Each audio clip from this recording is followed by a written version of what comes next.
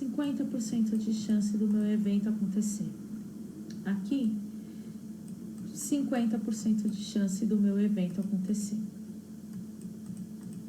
Aqui, 33,3% de chance do meu evento acontecer.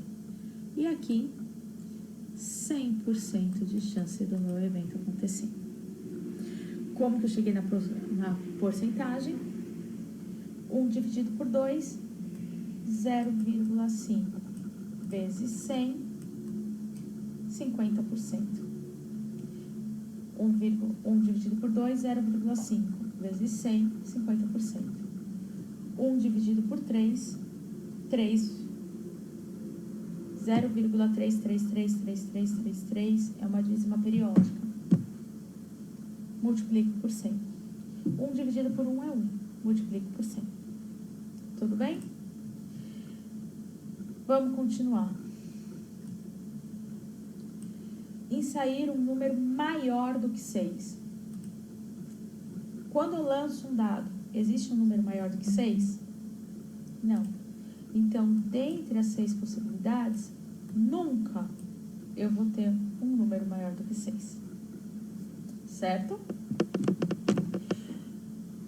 Próximo.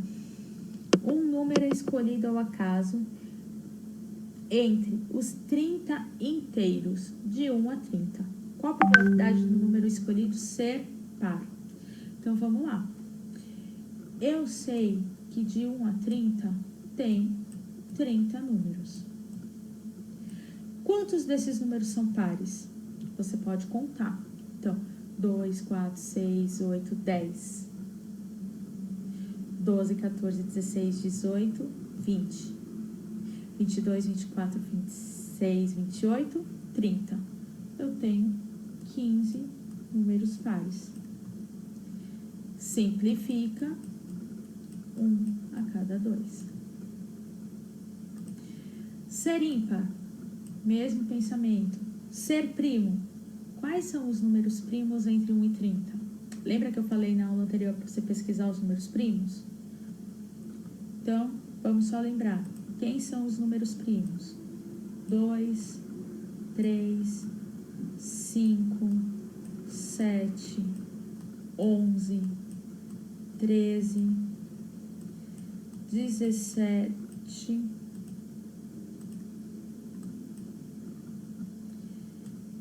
23 e 29. Então, eu tenho aqui 1, 2, 3, 4, 5, 6, 7, 8, 9 e 30. Ser um quadrado perfeito, ou seja, ter raiz quadrada. Quais são os números que têm raiz quadrada entre 1 e 30?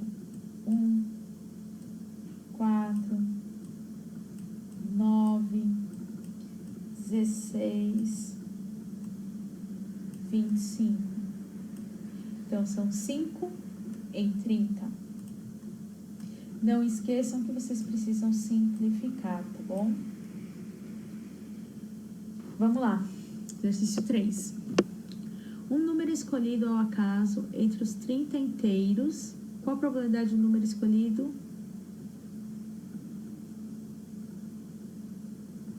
Você viu que tá com erro de novo, né? Esquece essa parte, vamos lá. Utilizando uma moeda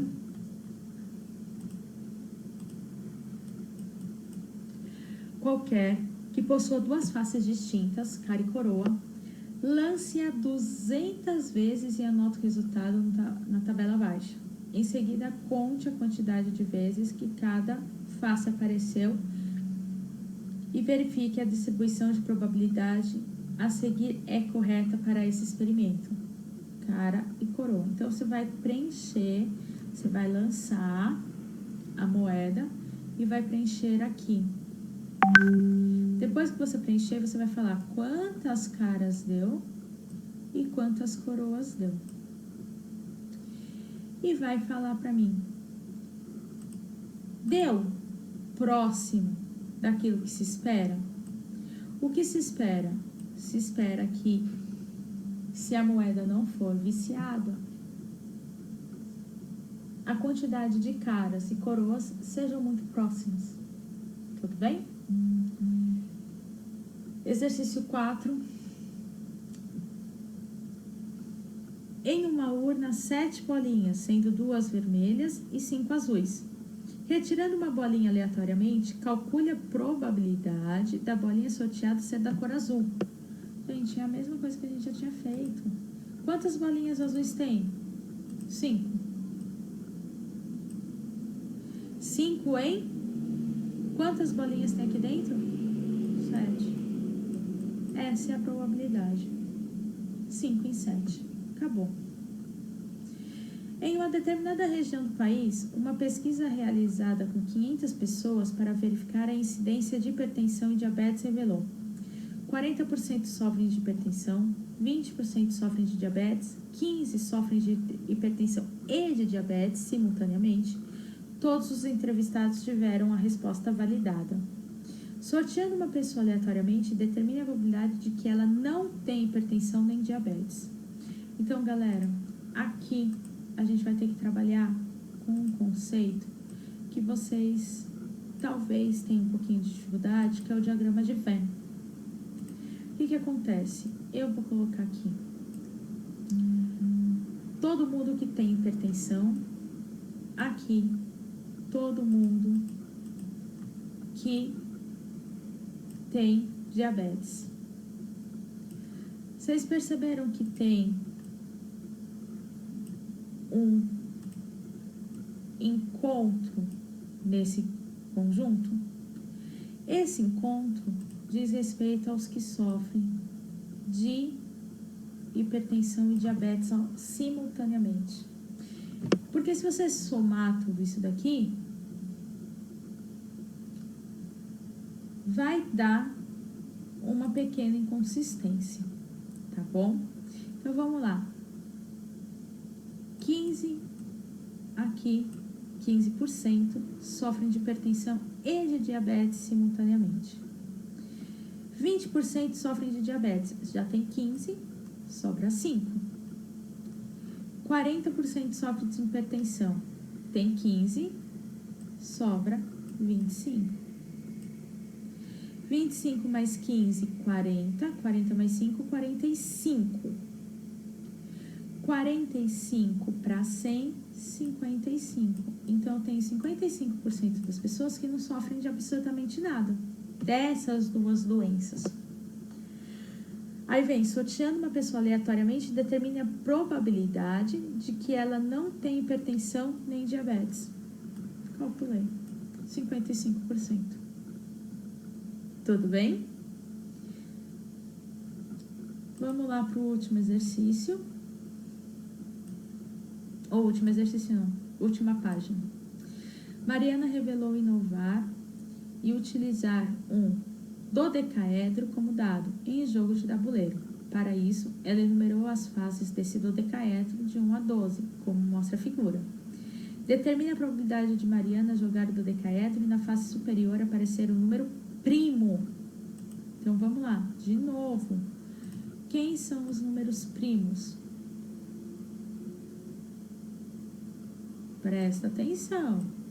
2, 3, 5, 7 e 11. Qual é a quantidade de possibilidades? Se é um dodecaedro, 12 faces. Então, dentre as 12 possibilidades, ser o número primo corresponde a 5. 5 dozeavos. Próximo. Em uma caixa existem 9 bolas, sendo 4 pretas, 3 brancas e 2 vermelhas.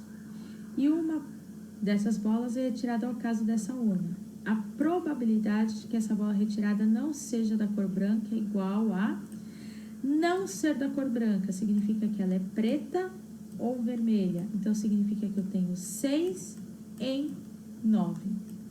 Acabou. Ah, professora, mas tem porcentagem. Lembra que a professora já falou. 6 dividido por 9 vezes 100, eu tenho a resposta em porcentagem. Agora sim, o último. Qual a probabilidade de, lançando-se 2 moedas idênticas, obter-se 2 faces iguais nesse lançamento? Então, vamos lá. Se eu estou lançando duas moedas, eu posso ter cara, coroa, cara, coroa. Então, eu tenho um total de 4 possibilidades. Obtém-se duas faces iguais, significa cara, cara ou coroa, coroa. Então, eu tenho duas possibilidades. 2 sobre 4, está em porcentagem, divide, multiplica por 100. Tá certo, pessoal? Espero que vocês tenham entendido. Qualquer dúvida, entre em contato com a professora. Bons estudos e não esqueçam de ser protagonistas do seu aprendizado. Até mais! Olá, meninos e meninas. Vamos lá para mais uma videoaula. Agora, aulas 5 e 6 da situação de aprendizagem 2 do caderno Aprender Sempre. E a gente vai falar sobre experimentos aleatórios, espaço amostral e evento. Então, vamos ver a partir do exercício 1. Leia o conceito de experimentos, aleatório e não aleatório a seguir e responda a atividade.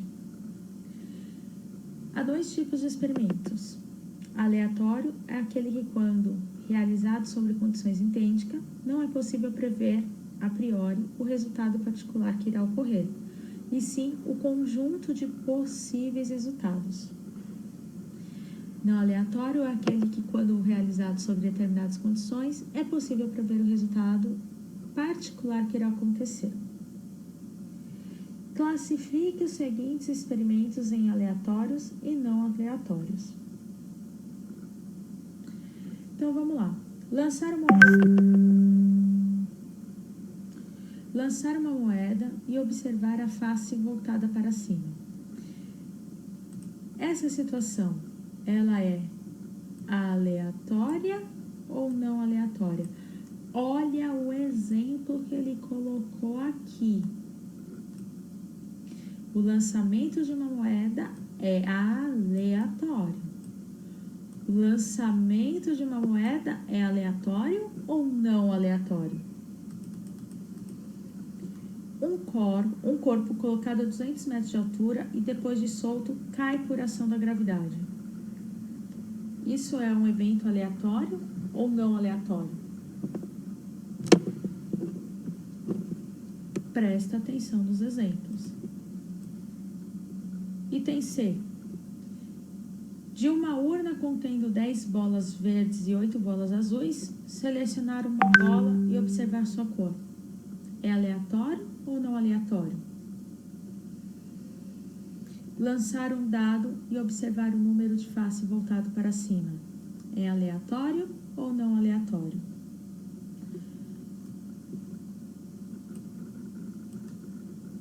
Vamos lá para o exercício 2. Considerando um experimento aleatório,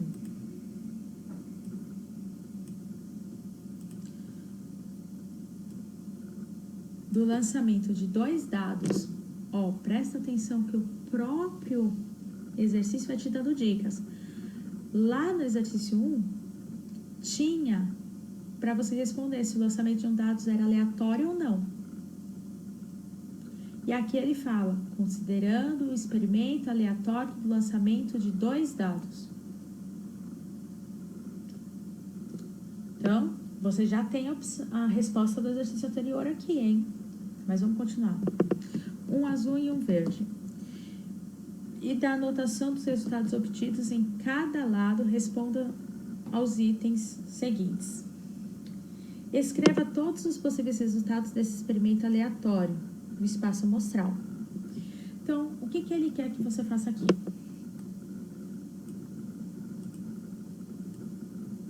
Acompanha. Os dados têm 2 cores. Essas 2 cores é só para você diferenciar um dado do outro. Quais são as possíveis respostas? Presta atenção que ele pede para você colocar o azul e depois o verde. Então, aqui, pode ter saído um no azul, um no verde. Pode ter saído um no azul, 2 no verde. 2. Pode ter saído, ó, 3 no azul, 3 no verde. 3, 3. Aí ele vai falar, determine a quantidade de resultados possíveis. Utilize o princípio multiplicativo. Então, dados azul, dado verde. No dado azul, eu tenho 6 possibilidades. No dado verde, eu tenho 6 possibilidades. Usando o princípio multiplicativo, eu sei quantas possibilidades são. Continuando. Uma moeda é lançada 3 vezes. Observa-se a sequência de caras e coroas. Escreva os elementos de cada um dos eventos. Então, primeiro aqui, a ocorrência de cara no primeiro lançamento. Então, eu vou lançar 3 vezes. Se eu tô falando que o primeiro lançamento é cara, eu tenho a opção aqui, cara. Segundo lançamento, cara ou coroa. Terceiro lançamento, cara, cara, cara, cara, cara, coroa. Cara, coroa, cara, cara, coroa, coroa. Perceba que eu estou fazendo o diagrama da árvore aqui. Só que eu restringi o primeiro lançamento à cara. Vamos continuar. B. A ocorrência de exatamente uma cara. Então, pode ocorrer cara no primeiro lançamento, então os outros dois tem que ser coroa. Pode acontecer cara no segundo lançamento, pode acontecer cara no terceiro lançamento. É tudo interpretação. C. Ocorrência de todas as faces iguais. Então, faces iguais. Vai ser cara, cara, cara, coroa, coroa, coroa. São só essas duas opções. Ocorrência de, no mínimo, uma coroa. Esse é o mais complicado, ó. No mínimo, uma coroa. Então, pode ser coroa, cara, cara. Coroa, cara, coroa. Coroa, coroa, cara. Coroa, coroa, coroa. Porque é no mínimo. Mas não precisa efetivamente começar com coroa. Pode começar com cara. Então, pode ser cara, coroa, cara. Cara, coroa, coroa. Cara, cara, coroa. Você tem que conseguir escrever todas as possibilidades. Vamos ver se a gente escreveu todas as possibilidades mesmo. Com uma coroa. Uma coroa na ponta. Uma coroa no meio. Uma coroa na outra ponta. Duas coroas, sendo as duas na frente. As duas atrás. As duas nas pontas. E as 3 coroas. Então, escrevemos todas as possibilidades. Esse exercício é um exercício onde ele quer ver se você consegue interpretar e determinar quais são as possibilidades para aquela situação específica. Tudo bem? Próximo exercício.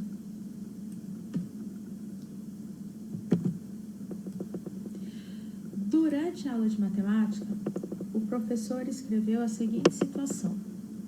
Uma urna contém 50 bolinhas numeradas de 1 a 50. Uma bolinha escolhida e é observado seu número.